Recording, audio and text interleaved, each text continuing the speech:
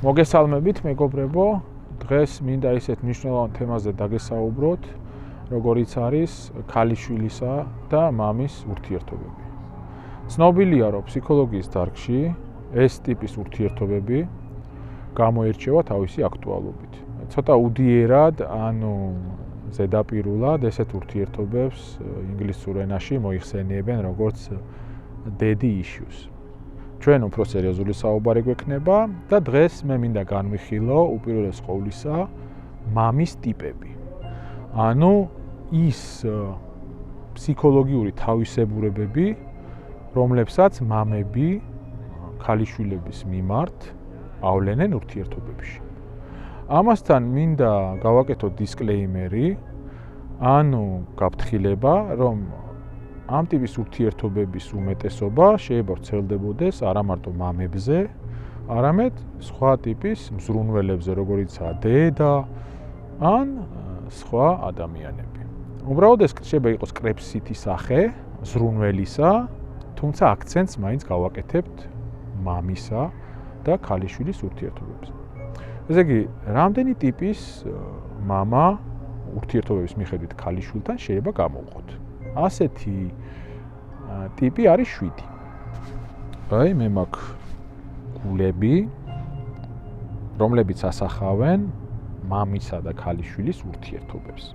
რა ტიპის ურთიერთობები შეიძლება შეგხვდეს? უპირველეს ყოვლისა, ეს არის უსაფრთხო მამა. უსაფრთხო ურთიერთობები.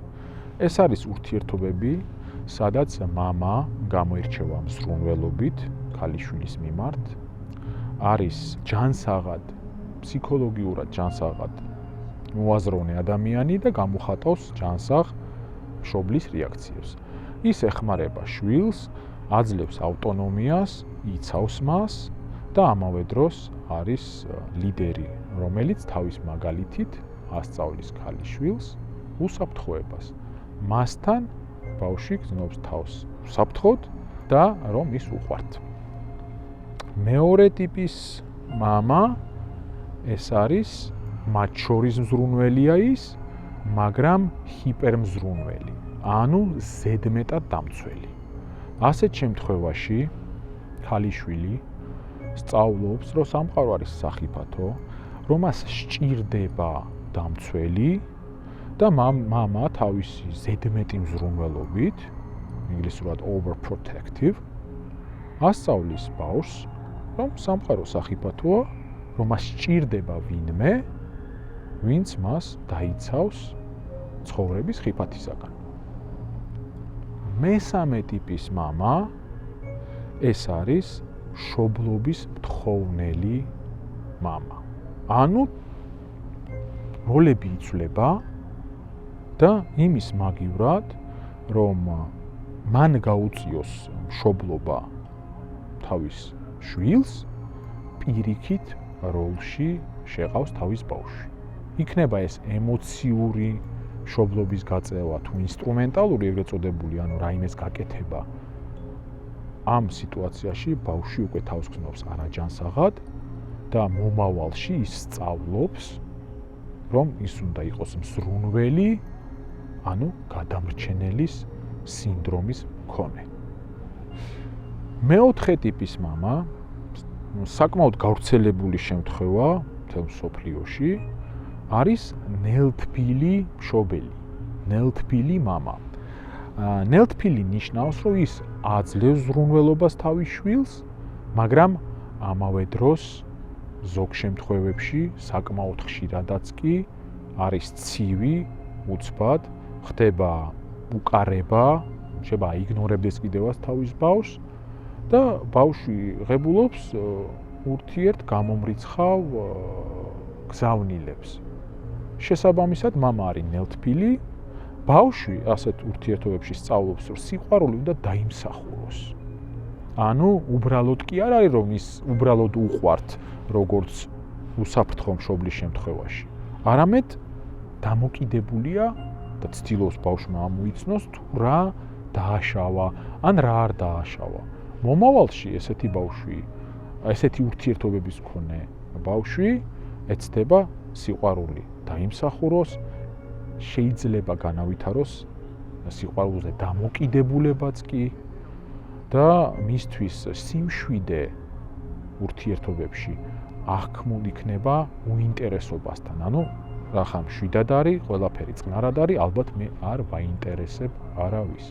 აქვე უნდა დავძინო, რომ ნებისმიერი საქციელი უსაფრთხო მამის შემთხვევაში არ აღიქმება, რა თქმა უნდა, ნორმალურად. აქ არის საუბარი, რომ ბავშვის საქციელი და ბავშვის პიროვნება იმიჯნება უსაფრთხო მამის მიერ და მამა იძახის, რომ შეუძლია დააკომენტაროს საქციელზე, მაგრამ არამც და არამც არ აგზნობინებს ბავშვს პიროვნულად, რომ ის არ უყვართ. საქციელი შეიძლება იყოს მიუღებელი, საჭიროებდეს სწავლას, გამოსწორებას და ასე შემდეგ, მაგრამ ბავშვი უყვართ ისეთი, როგორიც არის. გავაგრძელოთ შემდეგი ტიპის მამა. აქ შეიძლება იყოს ორი ქვეტიპი. ეს არის მამა, რომელიც არ არის ობიექტური მიზეზების გამო. ეს შეიძლება იყოს მისი, ასე ვთქვათ, ემოციური სიცივე, ხო? მისი არსურვილი ჩაერთოს ბავშვის ურთიერთობებში, თუმცა ის ოჯახში მასთან ერთად იყოს და მეორე ქვეტიპი ეს არის მამა, რომელიც ფიზიკურად, ანუ ბავშვთან ერთად ვერ არის. ეს შეიძლება იყოს გარდაცვლილი ადამიანი, ეს შეიძლება იყოს გაშორებული მამა, ანუ მისი ჩართულობა ურთიერთობებში არის 0. პირველ შემთხვევაში, როდესაც მამა არის ოჯახში, მაგრამ ემოციურად ცივია, ბავშვი სწავლობს, რომ სიჩუმე არის ნორმალური, რომ ის უნდა დაეყნოს თავის თავს, ცდილობს გაამართლოს ეს ურთიერთობები იმით, რომ ის საჭირო არ არის და უნდა დაეყნოს საკუთარ თავს. მეორე შემთხვევაში საკმაოდ თვითკმარი შეიძლება იყოს ბავშვი, თუმცა ადამიანებისგან გარიყულობა მას თანსდევდეს და ახასიათებდეს.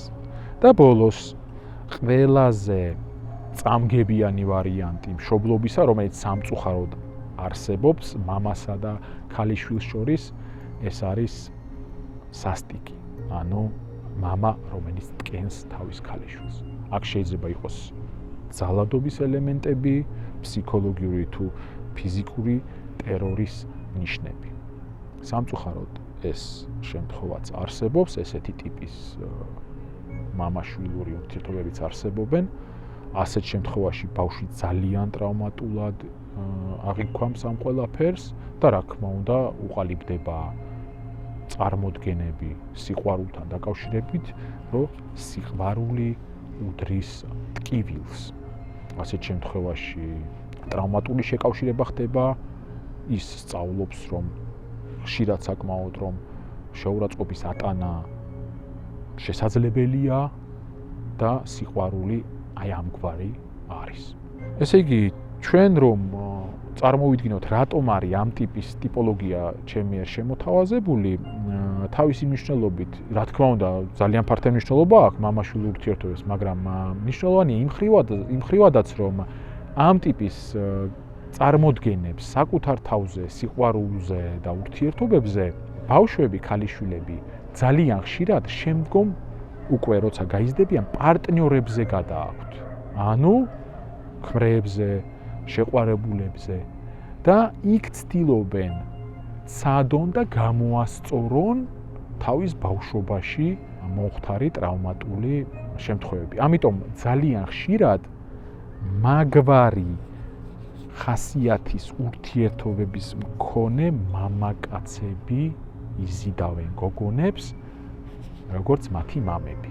კიდევ ერთხელ, იმიტომ კი არა, რომ ისინი მაზოხისტები არიან, იმიტომ კი არა, რომ მათ მოწონთ ეს, არამედ იმიტომ, რომ ისინი ცდილობენ წარსულში დაბრუნების, ფსიქოლოგიურად წარსულში დაბრუნების მეშვეობით, აი ამჯერად გამოასწორონ ეს ურთიერთობა, რომ იქნენ მიღებულები. თუ როგორ ხდება ამ ურთიერთობების გაჯანსაღება, თუ რა ტიპის მუშაობა საჭირო რომ გაწიონ, მათ შორის პროფესიონალური მუშაობაც საჭიროა გაწიონ ქალიშვილებმა, ეს ცალკე დიდი თემის საკითხია, თუმცა აქვე დავძენ ყველა მშობლის საყურადღებოდ. რომ როდესაც ჩვენ ვავლენთ ბავშვების მიმართ უგულებელყოფას, ვავლენთ ბავშვების მიმართ არამზრუნველობას და ასე შემდეგ, ბავშვები არ წყვეტენ ჩვენს როგორც მშობლის სიყვარულს. ბავშვები წყვეტენ საკუთარი თავის სიყვარულს, ანუ მათი თვით შეფასება ილახება და არამც მაინც და მაინც მშობლის მიმართ პრეტენზიები. ბევრი წელი უნდა გავიდეს, რომ ბავშვმა მიხვდეს და შეიძლება ვერც მიხვდეს და გაიაზროს, რომ მას კი არ ქონდა პრობლემა, არამედ მის მშობელს ქონდა პრობლემა. რაც შეეხება ქალბატონებს, ქალიშვილებს, გოგონებს, ზოგადად შვილებს, არის გზა და არსებობს შესაძლებლობა გამოვასწოროთ ჩვენი როგორც წარსული ტრავმატული აჩრდილები დღევანდელ დღეში და ამავე დროს ჩვენი ტოქსიური ურთიერთობებიც საკუთარ თავთან და პარტნიორებთან. დიდი მადლობა ყურადღებისთვის, შევხვდებით მომავალში. კარგად გრძანდებოდეთ.